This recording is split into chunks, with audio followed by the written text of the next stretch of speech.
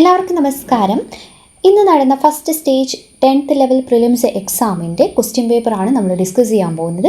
ഓരോ ക്വസ്റ്റ്യനും അതിൻ്റെ അനുബന്ധ കാര്യങ്ങൾ നമുക്ക് പഠിച്ചു പോവാം.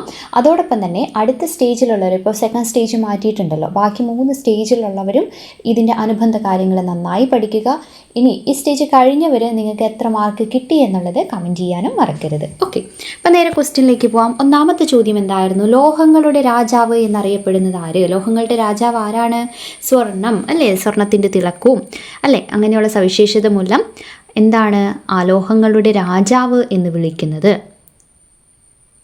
പിന്നെ തുരുമ്പെടുക്കാതിരിക്കാനുള്ള സവിശേഷത, അങ്ങനെ പല കാരണങ്ങൾ കൊണ്ട് എന്താണ് സ്വർണത്തിനെ ലോഹങ്ങളുടെ രാജാവ് എന്ന് വിളിക്കുന്നത്. വെളുത്ത സ്വർണം എന്നറിയപ്പെടുന്നത് ഏതാണ്? വെളുത്ത സ്വർണം പ്ലാറ്റിനമാണ് കേട്ടോ.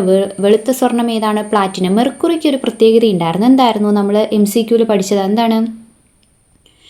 ദ്രാവകാവസ്ഥയിലുള്ള ലോഹമാണ് ഏത്? മെർക്കുറി. ഏറ്റവും മികച്ച വൈദ്യുത ചാലകം ഏതാ? ഏറ്റവും മികച്ച വൈദ്യുത ചാലകമാണ് വെള്ളി. ഓക്കെ, അടുത്ത ചോദ്യം. ഇതിൻ്റെ ആൻസർ ഏതായിരുന്നു? ലോഹങ്ങളുടെ രാജാവ് സ്വർണമാണ്. ഇന്ത്യയിലെ ആദ്യത്തെ ദേശീയ artificial intelligence and digital water ഉച്ചകോടി 2026 നടന്നതെവിടെ? ഇന്ത്യയിലെ ആദ്യത്തെ ദേശീയ artificial intelligence and digital water ഉച്ചകോടി എവിടെയാണ് നടന്നത്? വാട്ടർ ഉച്ചകോടി നടന്നത് ബംഗളൂരു. ഓപ്ഷൻ എ അല്ലേ, ബംഗളൂരുവിലാണ് നടന്നത്. എന്നാണ് നടന്നത്? 2026 മെയ് 27-ന് അത് നടന്നത്. ഓക്കെ, 4 സീസൺസ് ഹോട്ടലിൽ വെച്ച് ബംഗളൂരു കേട്ടോ. ഓക്കെ, അടുത്തത് 16ാം കേരള നിയമസഭാ തിരഞ്ഞെടുപ്പ് നടന്നതെന്ന്? 16ാം കേരള നിയമസഭാ തിരഞ്ഞെടുപ്പ് നടന്നതെന്നാണ്? തിരഞ്ഞെടുപ്പ് നടന്നത് ഏപ്രിൽ 9. Okay, April 9 2026 April 9. രണ്ടാം ബുദ്ധൻ എന്ന വിശേഷണമുള്ള സാമൂഹ്യ പരിഷ്കർത്താവ് ആരാണ്? രണ്ടാം ബുദ്ധൻ ആരാണ്? ശ്രീനാരായണ ഗുരു അല്ലേ. ഓപ്ഷൻ ഡി, ശ്രീനാരായണ ഗുരുവാണ് രണ്ടാം ബുദ്ധൻ എന്ന് അദ്ദേഹത്തെ വിശേഷിപ്പിച്ചത് ആരാണ്? ജി ശങ്കരക്കുറുപ്പ്. ഇതൊക്കെ നമ്മൾ MCQയിൽ പഠിച്ചതാണ്. പുലയ രാജ എന്ന് ഗാന്ധിജി വിശേഷിപ്പിച്ചത് ആരെയാണ്? അയ്യങ്കാളി. സർവ്വവിദ്യാധിരാജ എന്നറിയപ്പെടുന്നത് ആരാണ്? സർവ്വവിദ്യാധിരാജ ചട്ടമ്പി സ്വാമികൾ അല്ലേ. നീ ശ്രീനാരായണ ഗുരുവിൻ്റെ ശിഷ്യനും നാരായണ ഗുരുകുലത്തിൻ്റെ സ്ഥാപകനുമായിരുന്നു നടരാജഗുരു. അടുത്ത ചോദ്യം. ഇന്ത്യയിലെ ആദ്യത്തെ സ്പോർട്സ് മ്യൂസിയം സ്ഥിതി ചെയ്യുന്നത് എവിടെ? ഇന്ത്യയിലെ ആദ്യത്തെ സ്പോർട്സ് മ്യൂസിയം സ്ഥിതി ചെയ്യുന്നത് എവിടെയാണ്? ഏതാത്? കൊൽക്കത്തയിലല്ലേ. കൊൽക്കത്തയിലാണ് ഫാന്റാറ്റിക് സ്പോർട്സ് മ്യൂസിയം, കൊൽക്കത്ത. ഓക്കെ, അടുത്തത്. തൃശ്ശൂർ നഗരത്തിൻ്റെ ശില്പി എന്നറിയപ്പെടുന്ന ഭരണാധികാരി ആരാണ്? തൃശ്ശൂർ നഗരത്തിൻ്റെ ശില്പി ആരാണ്? ശക്തൻ തമ്പുരാൻ. രാമവർമ്മ ശക്തൻ തമ്പുരാൻ അല്ലേ, കൊച്ചി ശക്തൻ തമ്പുരാൻ. അദ്ദേഹത്തിൻ്റെ ഭരണകാലത്താണ് തൃശ്ശൂർ നഗരം വികസിച്ചതും അല്ലേ, തൃശ്ശൂർ പൂരം ആരംഭിച്ചതും ഒക്കെ. ഇനി ആധുനിക തിരുവിതാംകൂറിൻ്റെ ശില്പി ആരാണ്? അത് മാർത്താണ്ഡവർമ്മയാണ് കേട്ടോ. ആധുനിക തിരുവിതാംകൂറിൻ്റെ ശില്പി എന്നറിയപ്പെടുന്നത് മാർത്താണ്ഡവർമ്മ. അടുത്ത ചോദ്യം.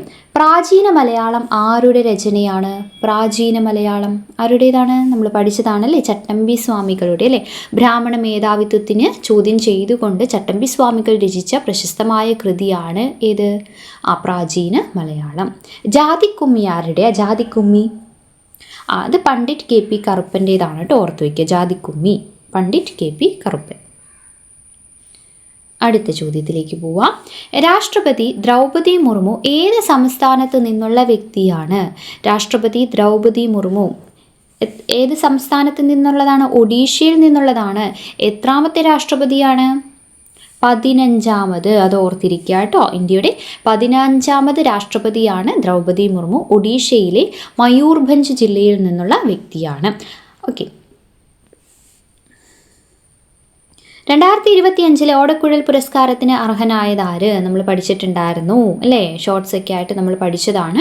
2025 ഓടക്കുഴൽ പുരസ്കാരത്തിന് അർഹനായത് ആരാണ്? EP രാജഗോപാലാണ് അല്ലേ. ഏതാണ്? ഉൾക്കഥ എന്ന സാഹിത്യ വിമർശന ഗ്രന്ഥം. ഉൾക്കഥയ്ക്കാണ് കേട്ടോ. ഉൾക്കഥ. ഓക്കെ, കേരള സർക്കാരിൻ്റെ പരമോന്നത കായിക ബഹുമതി ഏതാണ്? കേരള സർക്കാരിൻ്റെ പരമോന്നത കായിക ബഹുമതി ഏതാ? GV രാജ അവാർഡ് അല്ലേ. GV രാജ അവാർഡ്. കേണൽ ഗോദവർമ്മ രാജ. ഓക്കെ, ബാക്കി ബാക്കി ഓപ്ഷൻസ് നമുക്ക് കാണുമ്പോൾ തന്നെ മനസ്സിലാവില്ലേ അതെല്ലാം. അടുത്തതിലേക്ക് പോവാം. ഇന്ത്യയിലെ വാതോർജ്ജ നിലയം ഏതാണ്? ഇന്ത്യയിലെ വാതോർജ്ജ നിലയം സ്ഥിതി ചെയ്യുന്ന സ്ഥലമാണ് ചോദിച്ചിട്ടുള്ളത്. ഏതാണത്? കാറ്റാടിപ്പാടം, വിൻഡ് ഫാംസ്. ഓക്കെ, ഏതാ വരിക? ഓപ്ഷൻ എ ലെംബ, ഗുജറാത്തിൽ ഉള്ളതാണ് കേട്ടോ. ഇന്ത്യയിലെ ഏറ്റവും വലിയ കാറ്റാടിപ്പാടങ്ങളിൽ ഒന്നാണിത്. ഓക്കെ,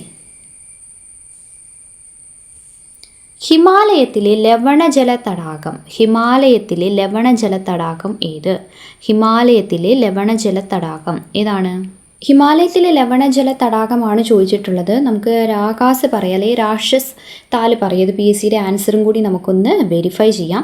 അല്ലെങ്കിൽ ലഡാക്കിലെ ഹിമാലയ മേഖലയിൽ സ്ഥിതി ചെയ്യുന്ന പ്രശസ്തമായ ലവണജല തടാകം ഏതാണ്? പാങ്സോയാണ് കേട്ടോ.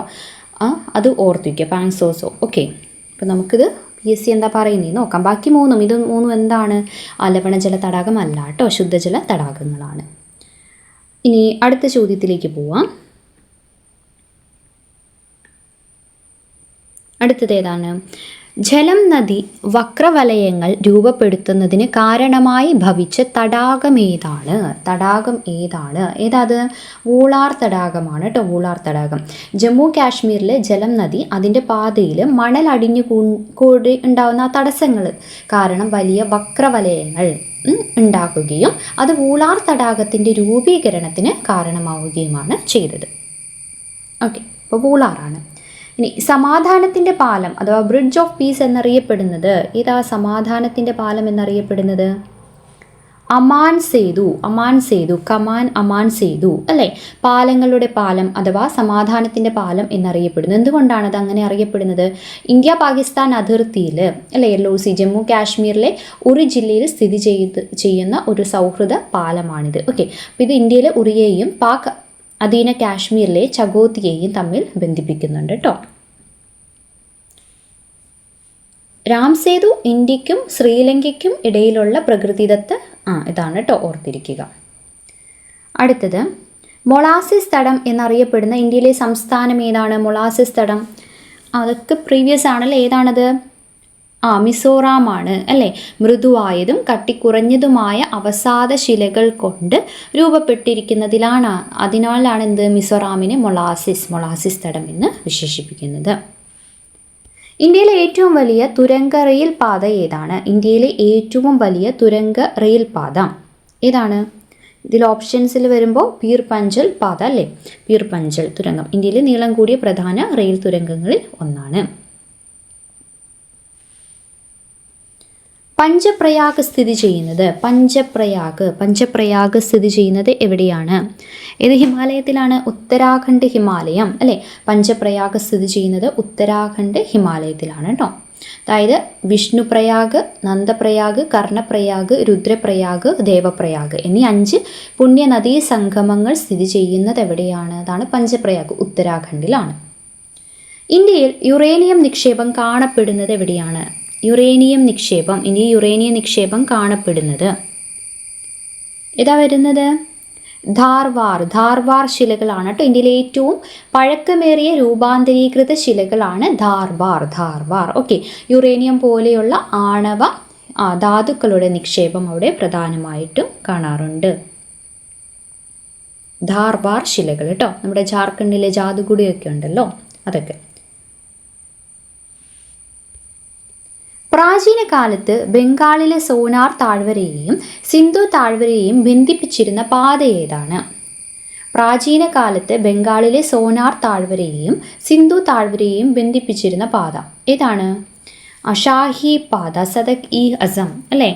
അത് നമ്മുടെ മൗര്യ ചക്രവർത്തിയായ ചന്ദ്രഗുപ്ത മൗര്യൻ്റെ കാലത്ത് നിർമ്മിച്ച് പിന്നീട് ഷേർഷാ സൂരി നവീകരിച്ച ഗ്രാൻഡ് ട്രങ്ക് റോഡ് അല്ലേ, ഷാഹി പാത എന്നറിയപ്പെട്ടിരുന്നു. ഇത് ബംഗാളിനെയും അതോടൊപ്പം തന്നെ സിന്ധു തടത്തെയും ബന്ധിപ്പിച്ചിരുന്നു കേട്ടോ.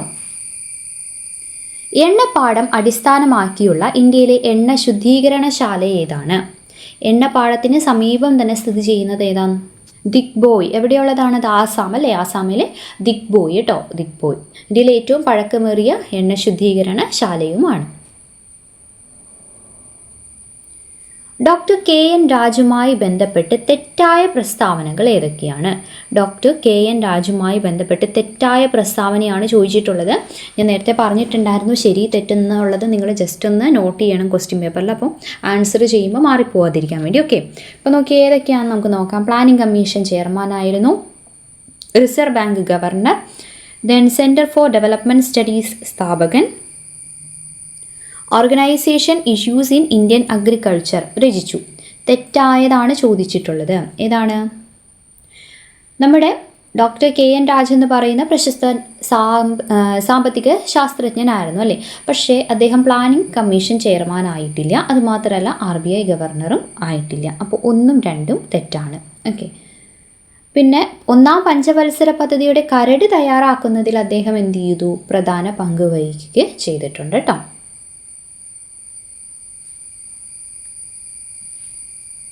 അടുത്ത ചോദ്യം. അപ്പോൾ ഇതിൽ തെറ്റായതെന്ന് പറയുമ്പോൾ 1ഉം 2ഉം തെറ്റ്.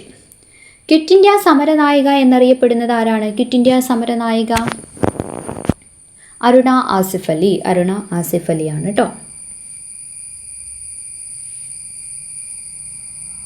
സ്വതന്ത്ര ഭാരതത്തിലെ ആദ്യ മന്ത്രിസഭയിൽ വാർത്താവിനിമയ വകുപ്പ് മന്ത്രി ആരായിരുന്നു? സ്വതന്ത്ര ഭാരതത്തിലെ ആദ്യ മന്ത്രിസഭയിൽ വാർത്താവിനിമയ വകുപ്പ് മന്ത്രി ആരായിരുന്നു?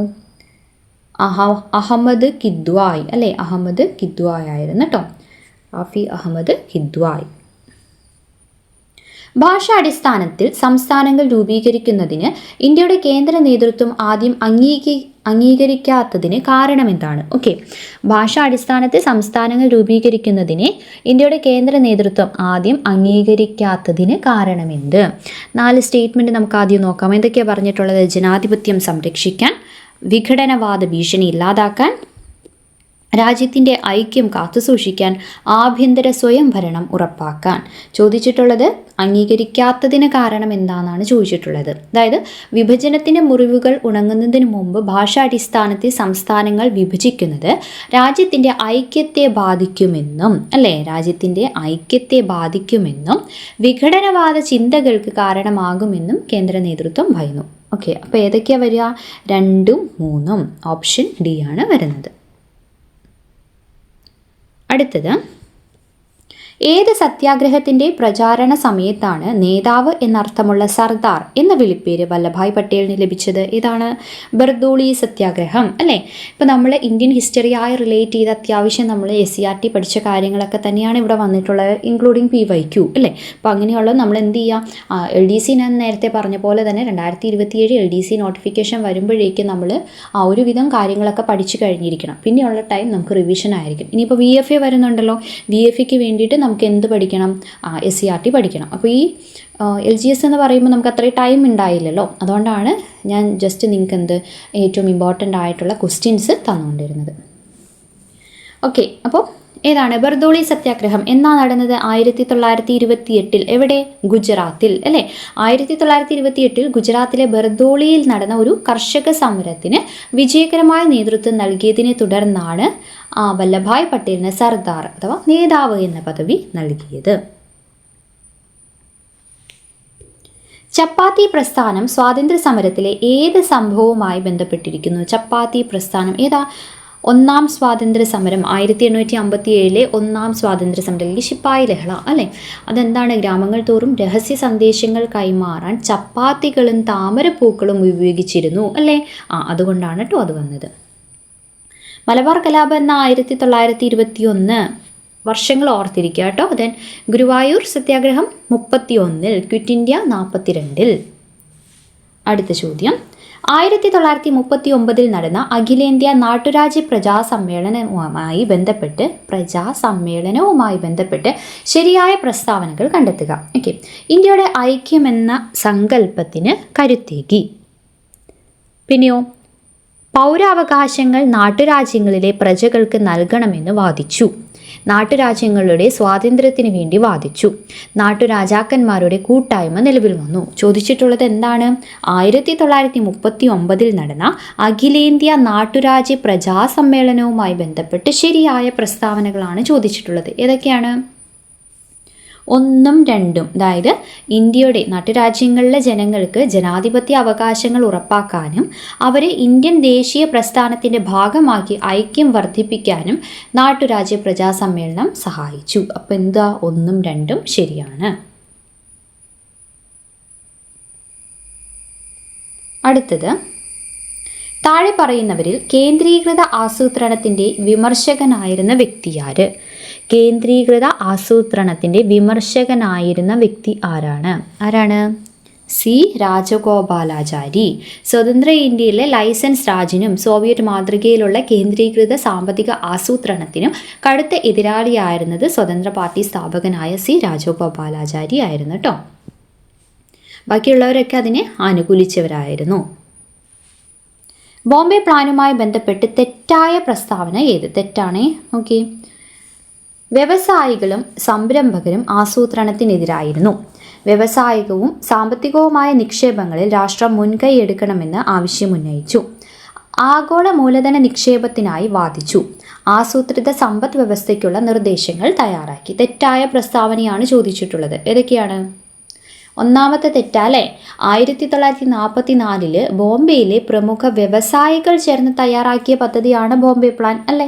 അപ്പോൾ ഒന്നാമത് പറഞ്ഞിരിക്കുന്നത് തെറ്റാണ്. പിന്നെയോ, വ്യവസായികൾ ആസൂത്രണത്തിന് അനുകൂലമായിരുന്നു. കൂടാതെ അവർ ആഗോള മൂലധന നിക്ഷേപത്തെക്കാൾ എന്താണ്, ആഭ്യന്തര വ്യവസായ സംരക്ഷണത്തിനാണ് പ്രാധാന്യം നൽകിയത്. അതുകൊണ്ട് മൂന്നാമത്തെ തെറ്റാണെന്ന് നമുക്ക് പറയും. അപ്പോൾ 1ഉം 3ഉമാണ് തെറ്റായിട്ടുള്ളത്. അടുത്ത ചോദ്യം, ഇന്ത്യൻ നാഷണൽ കോൺഗ്രസ് രൂപീകരിച്ച INA സംരക്ഷണ സമിതിയിൽ അംഗമല്ലാതിരുന്നത് ആരാണ്? ക്യാപ്റ്റൻ ലക്ഷ്മി. INA അല്ലേ, INA തടവുകാർക്ക് വേണ്ടി കോൺഗ്രസ് രൂപീകരിച്ച പ്രതിരോധ സമിതിയിൽ പ്രമുഖ വക്കീലന്മാരായ ആരൊക്കെ ഉണ്ടായിരുന്നു? തേജ് ബഹാദൂർ സപ്രു, ഭുലാഭായ് ദേശായി, അസഫ് അലി, ജവഹർലാൽ നെഹ്റു എന്നിവരൊക്കെ ഉണ്ടായിരുന്നു. ക്യാപ്റ്റൻ ലക്ഷ്മി പ്രതിക്കൂട്ടിലായിരുന്ന INA ഉദ്യോഗസ്ഥയായിരുന്നു കേട്ടോ. 31ാമത്തെ ചോദ്യം, ഭരണഘടനയുടെ ഭാഗം 4A പ്രതിപാദിക്കുന്നത് എന്തിനെക്കുറിച്ചാണ്? ഏതാ നമ്മളെപ്പോഴും പഠിക്കാറുള്ളതാ അല്ലേ, ഫണ്ടമെൻ്റൽ ഡ്യൂട്ടീസ്, മൗലിക കർത്തവ്യങ്ങൾ. ഇപ്പോൾ B ആണ് വരുന്നത് അല്ലേ. ആർട്ടിക്കിൾ ഏതാ? 51A. ആർട്ടിക്കിൾ 51A ആണ് കേട്ടോ. മൗലികാവകാശം വരുന്നത് ഏതാ? ഭാഗം 3 അല്ലേ, ഭാഗം 3. നിർദ്ദേശക തത്വങ്ങൾ ഭാഗം 4. മൗലിക കർത്തവ്യങ്ങൾ 4A. റിട്ടുകൾ എന്ന് പറയുന്ന ആർട്ടിക്കിളിൽ വരുന്നതാണല്ലേ. 32ഉം 226 റിട്ടിനെ പറ്റി പഠിക്കുന്നത്. വാദിക്കാനും ജയിക്കാനുമല്ല, അറിയാനും അറിയിക്കാനുമാണ് എന്ന പ്രഖ്യാപനത്തോടെ ശ്രീനാരായണ ഗുരു സർവമത സമ്മേളനം വിളിച്ചു ചേർത്തത് ഇവിടെ വെച്ചാണ്? നമ്മൾ MCQൽ പഠിച്ച കാര്യമാണ്. ഇവിടെ വെച്ചായിരുന്നത് ആലുവ അല്ലേ, ആലുവ. Option C Aluva. 1924 ശ്രീനാരായണ ഗുരുവിൻ്റെ അധ്യക്ഷതയിൽ ചരിത്രപ്രസിദ്ധമായ സർവമത സമ്മേളനം നടന്നത് ആലുവ അദ്വൈതാശ്രമത്തിൽ വെച്ചാണ് കേട്ടോ. ഓക്കെ. വർക്കല എന്താ? ശിവഗിരി അല്ലേ. അരുവിപ്പുറം ശിവപ്രതിഷ്ഠ. വൈക്കം സത്യാഗ്രഹം. ഇതൊക്കെ ബാക്കി ഗുരുവിൻ്റെ മറ്റു പ്രവർത്തനങ്ങളാണ്. ഇനി വിവരാവകാശ കമ്മീഷനുമായി ബന്ധപ്പെട്ട് തെറ്റായ പ്രസ്താവന ഏത്? നോക്കാം. രാജസ്ഥാനിലെ മസ്ദൂർ കിസാൻ ശക്തി സംഘടൻ എന്ന സംഘടനയുടെ പ്രവർത്തനങ്ങളാണ് വിവരാവകാശ നിയമനിർമ്മാണത്തിലേക്ക് നയിച്ചത്. ശരിയാണോ? ശരിയാണ്. പൊതുസ്ഥാപനങ്ങളുടെ കൈവശമുള്ള വിവരങ്ങൾ ആവശ്യപ്പെടുന്ന പക്ഷം പൗരന്മാർക്ക് ലഭ്യമാക്കുന്നു. ശരിയാണോ? ശരിയാണ്. കോടതി പരിഗണനയിലുള്ള വിവരങ്ങൾ, വ്യക്തികളുടെ ജീവനും സുരക്ഷയ്ക്കും ഭീഷണിയാവുന്ന വിവരങ്ങൾ എന്നിവ വെളിപ്പെടുത്തുന്നു. ശരിയാണോ? തെറ്റാണ്. കാരണം കോടതി പരിഗണനയിലുള്ളതോ വ്യക്തികളുടെ ജീവന് ഭീഷണിയാവുന്നതോ ആയ വിവരങ്ങൾ വിവരാവകാശ നിയമപ്രകാരം വെളിപ്പെടുത്താൻ കഴിയില്ല അല്ലെ, ഒഴിവാക്കിയിട്ടുണ്ട്. ഇനിയോ, ഉദ്യോഗസ്ഥ തെറ്റായതോ തൃപ്തികരമല്ലാത്തതോ ആയ വിവരങ്ങൾ നൽകിയെന്ന് കമ്മീഷന് ബോധ്യപ്പെട്ടാൽ വിവരങ്ങൾ നൽകുന്നത് വരെ ഉദ്യോഗസ്ഥനിൽ നിന്ന് 150 രൂപ വീതം പിഴ ശിക്ഷ ചുമത്താവുന്നതാണ്. 150 ആണോ? അല്ല, അതും തെറ്റാണ്. എത്രയാ? 250 ആണ്. ഓക്കെ. അപ്പോൾ ഇതിൽ 3ഉം 4ഉമാണ് തെറ്റായിട്ടുള്ളത്. അടുത്ത ചോദ്യം, മനുഷ്യാവകാശ കമ്മീഷൻ്റെ അധികാരങ്ങളിൽ ഉൾപ്പെടുന്നത് ഏതെല്ലാം? ഉൾപ്പെടുന്നതാണ് കേട്ടോ ചോദിച്ചിട്ടുള്ളത്. ശ്രദ്ധിക്കുക. നോക്കി ഏതൊക്കെയാണ് നമുക്ക് നോക്കാം. ആദ്യം, തടവറകളിലെ അതിക്രമം തടയൽ. ശരിയാണോ? ശരിയാണ്. വനിതകളുടെയും കുട്ടികളുടെയും അവകാശ സംരക്ഷണം. ശരിയാണോ? ശരിയാണ്. ഇനി ഭരണനിർവഹണ രംഗത്തെ പരിഷ്കാരങ്ങൾ. ഭരണനിർവഹണ രംഗത്തെ പരിഷ്കാരങ്ങൾ അത് ശരിയാണോ? അത് ഭരണപരിഷ്കാര കമ്മീഷൻ്റെ ചുമതലയാണ്, അപ്പം അത് വരില്ല. അടുത്തത് പട്ടികജാതി പട്ടികവർഗ വിഭാഗങ്ങളുടെ മനുഷ്യാവകാശ നിഷേധങ്ങൾ ഇല്ലാതാക്കൽ. അതായത് ദളിത് ജനവിഭാഗങ്ങളുടെ അവകാശ ലംഘനങ്ങളൊക്കെ അന്വേഷിക്കുക. അതൊക്കെ ഇതിൽ വരുന്നതാണ്, ഇതിൽ വരുന്നതാണ്. അപ്പം ഉൾപ്പെടുന്നത് ഏതൊക്കെയാണ്? 1, 2, 4 ഓക്കെ. അടുത്ത ചോദ്യം, ചൂഷണത്തിൽ നിന്നും മോചനം നേടാനുള്ള അവകാശങ്ങൾ. ഇതുമായി ബന്ധപ്പെട്ട് ശരിയായ പ്രസ്താവന എഴുതുക. ശരിയായ പ്രസ്താവനയാണ് ചോദിച്ചിട്ടുള്ളത്. ഓക്കെ, നമുക്ക് നോക്കാം ഓരോ പ്രസ്താവനയും. ആദ്യം എന്താ പറയുന്നത്? ഇന്ത്യയിലെ ന്യൂനപക്ഷങ്ങളുടെ താല്പര്യം സംരക്ഷിക്കുന്നു. ഇന്ത്യയിലെ ന്യൂനപക്ഷങ്ങളുടെ താല്പര്യം സംരക്ഷിക്കുന്നു. നോക്കി, ചൂഷണത്തിൽ നിന്നും മോചനം നേടാനുള്ള അവകാശങ്ങൾ. ഇതുമായി ബന്ധപ്പെട്ട് ശരിയായ പ്രസ്താവനയാണ് കേട്ടോ ചോദിച്ചിട്ടുള്ളത്, ശരിയായത്. ഓക്കെ, അപ്പം ഏതാ പറയുന്നത്? ചൂഷണത്തിൽ ഇന്ത്യയിലെ ന്യൂനപക്ഷങ്ങളുടെ താല്പര്യം സംരക്ഷിക്കുന്നു. അത് ശരിയാണോ? അത് ആർട്ടിക്കിൾ 29, 30 പറയുന്നതാണ്. മറ്റവകാശങ്ങളാണ്, അത് വരില്ല. ഇനി സ്ത്രീകൾക്കും കുട്ടികൾക്കും പ്രത്യേക സംരക്ഷണം ഉറപ്പാക്കുന്നു. അത് ശരിയാണല്ലേ? അത് ശരിയാണ്. ഇനി മൗലിക അവകാശങ്ങൾ സ്ഥാപിച്ചു കിട്ടുന്നു എന്നുള്ളത് പറയാൻ പറ്റൂ? ഇല്ല, അതും വരില്ല. ദെൻ അടിമത്തം, തക്കതായ പ്രതിഫലം നൽകാതെ നിർബന്ധിച്ച് ജോലി ചെയ്യിപ്പിക്കൽ എന്നിവ നിരോധിക്കപ്പെട്ടിരിക്കുന്നു. അതും ശരിയാണ്. അപ്പം ആൻസർ വരുമ്പോൾ ഏതാ വരിക? ഓപ്ഷൻ ഡി, 2, 4 അല്ലേ? 2, 4. ഇന്ത്യയുടെ ഭരണഘടന പ്രകാരം ഓരോ ഇന്ത്യൻ പൗരൻ്റെയും മൗലിക കർത്തവ്യങ്ങളിൽ ഉൾപ്പെടുന്നവ തിരഞ്ഞെടുത്ത് എഴുതുക. ഉൾപ്പെടുന്നവയാണ് കേട്ടോ ചോദിച്ചിട്ടുള്ളത്. ഓക്കെ, നമുക്ക് ഓരോ നോക്കാം. ആദ്യം ഏതൊക്കെയാണ് പറയുന്നത്? ഭാരതത്തിൻ്റെ പരമാധികാരവും ഐക്യവും അഖണ്ഡതയും നിലനിർത്തുകയും സംരക്ഷിക്കുകയും ചെയ്യുക. ഉൾപ്പെടുന്നവയാണ്, ശരിയാണല്ലേ? ഇനിയോ, നമ്മുടെ സംസ്കാര സമന്വയത്തിൻ്റെ സമ്പന്നമായ പാരമ്പര്യത്തെ വിലമതിക്കുകയും നിലനിർത്തുകയും ചെയ്യുക. അതും ശരിയാണ്. മൗലിക കർത്തവ്യങ്ങൾ ഉൾപ്പെടുന്നതാണ് കേട്ടോ പറയുന്നത്, അത് ശരിയാണ്. ഇനി ശാസ്ത്രീയമായ കാഴ്ചപ്പാട്, മാനവികതയും അന്വേഷണത്തിനും പരിഷ്കരണത്തിനും ഉള്ള മനോഭാവവും വികസിപ്പിക്കുക. ശരിയാണ്. ശാസ്ത്രബോധം വളർത്തുക. ഇനിയോ, പൊതുസ്വത്ത് സംരക്ഷിക്കുകയും ശബ്ദം ചെയ്ത് അക്രമം ഉപേക്ഷിക്കുകയും ചെയ്യുക. പൊതുസ്വത്ത് സംരക്ഷിക്കുക, അതും ശരിയാണ്. അപ്പോൾ ഇത് 4 നമുക്ക് ആൻസറായിട്ട് വരും. അടുത്തത്, ഭരണഘടനാ നിർമ്മാണ സഭ ഔദ്യോഗികമായി ഇന്ത്യയുടെ ദേശീയ പതാക അംഗീകരിച്ച ദിവസം എന്നാണ്? ഭരണഘടനാ നിർമ്മാണ സഭ ദേശീയ പതാക ഔദ്യോഗികമായി അംഗീകരിച്ചത് എന്ന 1947 ജൂലൈ 22 അല്ലേ? ജൂലൈ 22 ബാക്കി ഓപ്ഷൻസ് നോക്കി. 47, 15 സ്വാതന്ത്ര്യ ദിനമാണ്. 26 റിപ്പബ്ലിക് ദിനം. 49 നവംബർ 26 ഭരണഘടനാ ദിനം, നിയമദിനം. ഓക്കെ, അടുത്തത് ഇതൊക്കെ നമ്മൾ പഠിച്ചതായിരുന്നു കേട്ടോ. നമ്മുടെ ക്ലാസ് എത്രത്തോളം നിങ്ങൾക്ക് യൂസ്ഫുൾ ആയി എന്നുള്ളത് ഒന്ന് കമൻറ്റ് ചെയ്യണേ. അടുത്ത ചോദ്യം, നിലവിലെ സംസ്ഥാന മുഖ്യ വിവരാവകാശ കമ്മീഷണർ ആരാണ്? ആരാ? വി ഹരിനായരാണ് കേട്ടോ. സംസ്ഥാന മുഖ്യ വിവരാവകാശ commissioner, state chief information commissioner. ആത്മവിദ്യാ സംഘം സ്ഥാപിച്ചത് ആരാണ്? ആത്മവിദ്യാ സംഘം സ്ഥാപിച്ചത് വാഗ്ഭടാനന്ദൻ അല്ലേ? വാഗ്ഭടാനന്ദനാണ് കേട്ടോ. വൈകുണ്ഠസ്വാമികളുടേതായിരുന്നു സമത്വ സമാജം അല്ലേ? യോഗക്ഷേമ സഭ ആരുടെയാണ്? വി.ടി. ഭട്ടതിരിപ്പാട്. പണ്ഡിറ്റ് കറുപ്പൻ്റെ ഏതാ? ഒരെണ്ണം പറഞ്ഞ്. കല്യാണദായിനി സഭ അല്ലേ? അതെ. അടുത്തത്, അന്തർദേശീയ തലത്തിൽ പ്രശസ്തി നേടിയ മനുഷ്യാവകാശ സംഘടനകളിൽ ഉൾപ്പെടാത്തതേത്? അന്തർദേശീയ തലത്തിൽ ഉൾപ്പെടാത്തതാണ് കേട്ടോ ചോദിച്ചിട്ടുള്ളത്. നോക്കി ഏതൊക്കെയാണ്? ആംനസ്റ്റി ഇൻ്റർനാഷണലും ഹ്യൂമൻ റൈറ്റ്സ് വാച്ചും ആഗോളതലത്തിൽ അറിയപ്പെടുന്ന മനുഷ്യാവകാശ സംഘടനകളാണല്ലേ. ഈ സിറ്റിസൺ ഫോർ ഡെമോക്രസിയോ? അത് ഇന്ത്യയിലെ സംഘടനയാണല്ലേ? അതെ. അപ്പോൾ ഏതൊക്കെയാണ് വരുന്നത്? ഒന്നും